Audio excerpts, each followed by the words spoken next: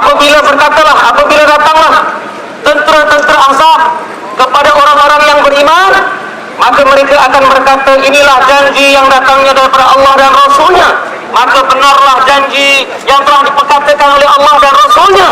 Maka kepada orang-orang yang beriman, tidaklah ia mendatangkan apa-apa melainkan keimanan, dan mereka terus tunduk kepada Allah Subhanahu wa Ta'ala. Tuan-tuan yang dihormati sekalian, hari ini Perikatan Persekutuan Ahzab mereka menyerang umat Islam di Malaysia. Bermula dengan masalah permakanan, barang makanan yang dimakan oleh orang-orang Islam di Malaysia.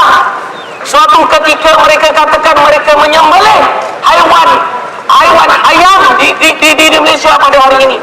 Suatu ketika mereka ini ditangkap oleh pihak penguasa JAIS, mereka tidak menyembelih ayam-ayam ini. Suatu ketika mereka mengatakan makanan hotdog, burger dan lain-lain, mereka ini mengatakan halal.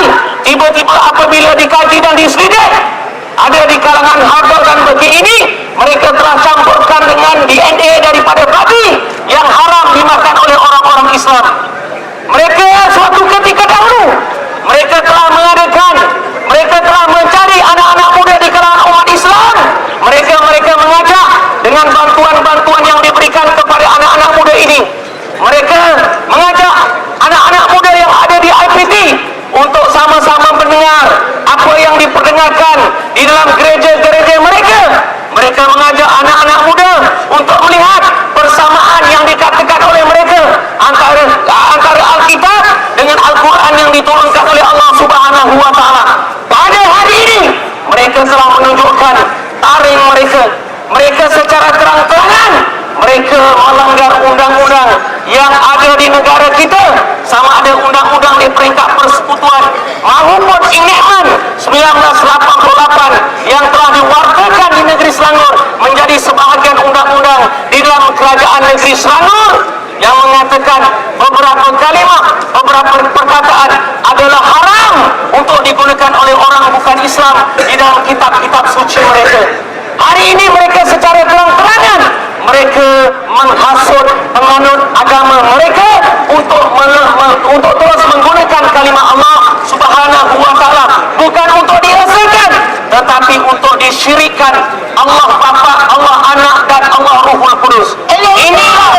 Inilah yang kita marah, inilah yang kita kesal, inilah yang kita lawan. Kerana apa? Kerana Allah Subhanahu wa Ta'ala menyatakan,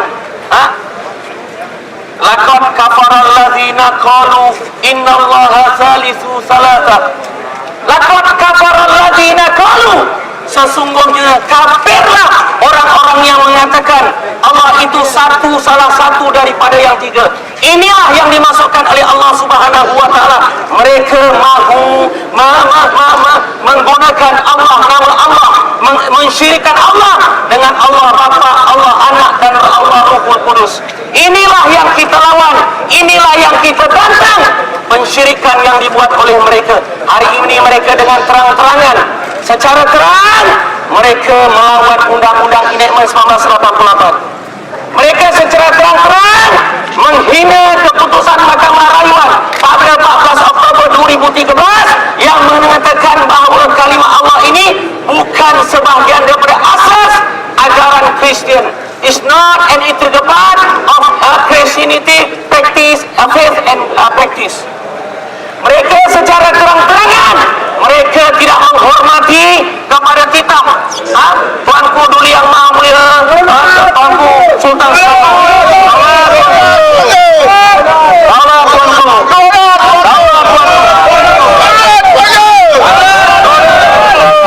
Untuk kita nyatakan pada Duli Yang Maha Mulia, Tuanku Sultan Selangor, bahawa Tuanku mempunyai rakyat Selangor yang tetap setia kepada Duli Yang Maha Mulia.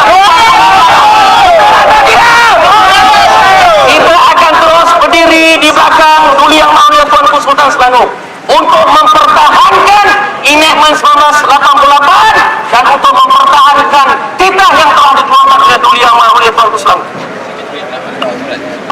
Jadi insyaAllah Sekretariat akan berjumpa dengan Duli Yang Maha Mulia Tuanku untuk menyatakan sokongan untuk kita mempertahankan kita yang telah dikeluarkan, yang telah dikeluarkan, yang telah diucapkan oleh Dulia Maulid Tuan Sultan Islam, insyaallah.